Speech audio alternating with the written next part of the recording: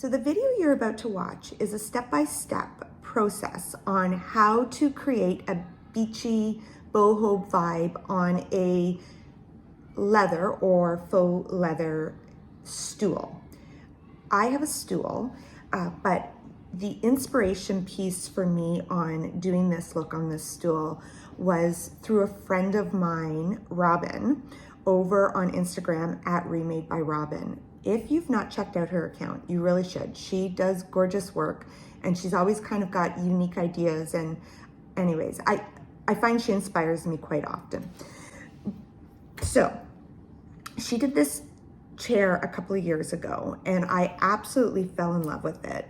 And I thought, when I come across a piece that I can do this look on, I'm definitely gonna try it. So we have a vacation home and I have been slowly refinishing all the furniture in this home. And there is this stool or this little bench that is faux leather on top, or that cast leather on top, and the really dark wood base. And I really wanted to try and replicate this look that Robin created. So with Robin's permission, I am recording this video on how to do the step-by-step process that she used. She did not record it through video. However, she does have the steps written out with the products that she used in one of the reels that she did for her chair. So you may want to check that out. Hopefully you find this video helpful and you have the right piece that you can attempt this process yourself. So I have slowly been refinishing over all of the furniture. And one of the pieces I have that I'm working on right now is this stool. I'll show you this stool here that has the faux leather top, and it's not super well made. It's not poorly made, but it's not like high-end furniture. I think it's probably like Rooms to Go or one of those places. So the finish is actually sanding off quite nicely. I've started sanding it off because I wanted to see that I could, and it's sanding off really easily, thankfully. So the first thing I actually did was start by cleaning it with Thread Cutter, and that is a degreaser, and it's always good to do that before you paint any type of furniture or anything, really. Everything should be cleaned. You always want to clean before you sand, and I'm sure you should get rid of any residue or grime that isn't going to get pushed into the wood grains as you open up the wood grains when you're sanding. I started with a 100 grit sanding disc and slowly took my time sanding this back. I removed the top. This just made it a lot easier for getting into those V-grooves and those tough areas for sanding. I then used a 120 grit to sand the top of this, and I wanted it to get as much of the shine off as possible. I then moved up the grits from 120 to 150 to 180 until I got this smooth enough before I started painting. So here we are. The base has been completely sanded. It's nice and buttery smooth. This I believe is maybe a birch. I'm not positive. It's a white wood.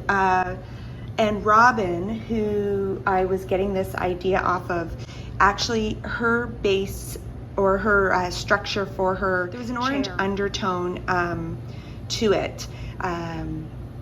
So she bleached hers. I am not going to need to do that process before I add the paint wash to it. I've got this sanded, and next steps up are paint wash. So I ended up deciding to distress this base a little bit so that it would have more character once the paint wash went on, and then the stain afterwards.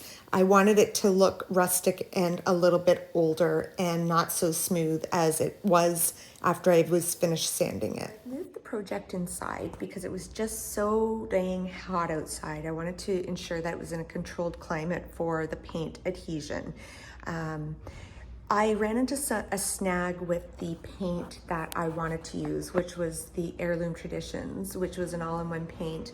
I think acrylic base, and that is what Robin used for this project originally. I was going with the same color and everything, and unfortunately there was an issue with the delivery. I'm going back to Toronto on Saturday and I want to get this project done. So it wasn't going to show up in time. So anyways, I found a Fusion Paint distributor in Florida here, close to me. So I was able to go and buy some Fusion. And I picked the color Picket Fence. They actually had a cashmere, but their cashmere was like really creamy, not white. And when I looked up the Heirloom Traditions cashmere description, it was described as a pure white. So I Googled Fusion, pure white, and their result was the Picket Fence. So that's the color I've gone with. I really hope I'm not disappointed because I really wanted to replicate the color. I just loved Robin's chair so much. But anyways, we're gonna work with what we have. I started by giving this a spritz with water and wiping it back to make sure that all dust and debris, with a microfiber cloth, all dust and debris was completely off this, both pieces of this furniture. And I decided to keep this off while I finished it. I gave the paint a really good shake and a stir, and I'm making sure I'm putting on gloves to protect my hands. And I'm going in and giving it its first coat. I made a paint wash of 2 parts water, 1 part paint, brushed it on in sections, and wiped it back. I reapplied and wiped back until I got the desired look I was looking for. Okay, so I've got the wash on. I'm sorry, my lighting is not the greatest down here. I'm in an area where there's no window exposure coming in from the front, but I'm happy with the way the wash took to the base.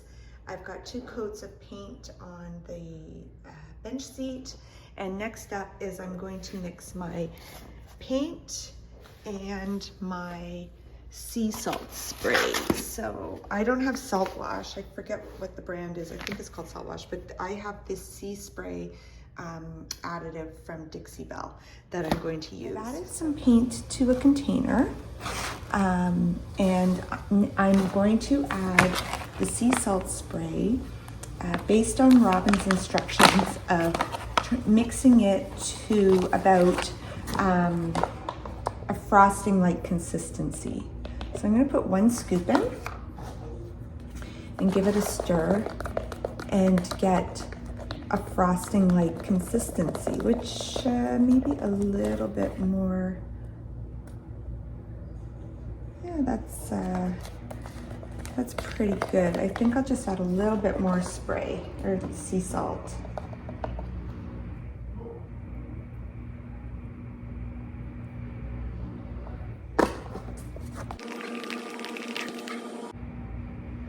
That's pretty good, I'd say.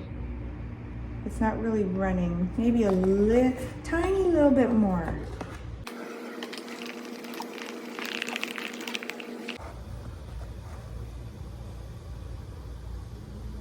Yeah, that's pretty good, I'd say.